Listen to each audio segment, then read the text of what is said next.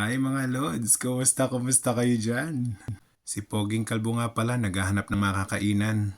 Tara mag-ikot-ikot tayo, baka sakaling may makita tayong makakainang malapit. Parang may nakikita na nga ako. Ang tindahan ni Mang Kanor. Ayan oh, Kanor Fried Chicken. Tara pumasok tayo sa loob. O diba, nagkaroon ng restaurant si Mang Kanor dito. Ang galing diba?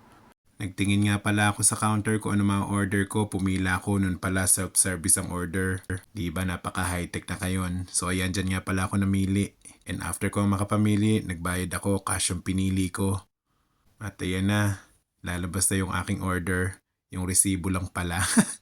And ayun nga, nagpunta nga ako ng counter para magbayad na nga ng aking in-order. Buti na lang meron pa ako natabing ringgit. Hindi pa ako kasi nakakapagpapalit niyan. Tira ko pa yon nung last visit ko dito sa Malaysia.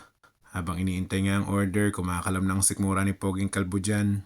At kinuha na nga ang sukli. Pati syempre ang order ko. At ayan, yun ang in-order ko, 2-piece chicken lang. At syempre may rice yan, tsaka drinks and coleslaw. Tara, simulan na natin kumain. O yan si Poging Kalbo oh. Ganado na naman sa kanin, parang isang linggong hindi lumamon. Kung mapapansin nyo nga pala mga lods, nakakamay ako dyan. Sa ibang bansa kasi like dito sa Singapore, Malaysia, at saka Indonesia, pwede magkamay. Sa Pilipinas lang naman no comment. Pero talaga dito sa restaurant pwede magkamay. KFC yan. Kanor Fried Chicken. O diba? Tara mga lods, samahan nyo ako. Magpataba tayo na magpataba. Samahan nyo ako sa pagtaba.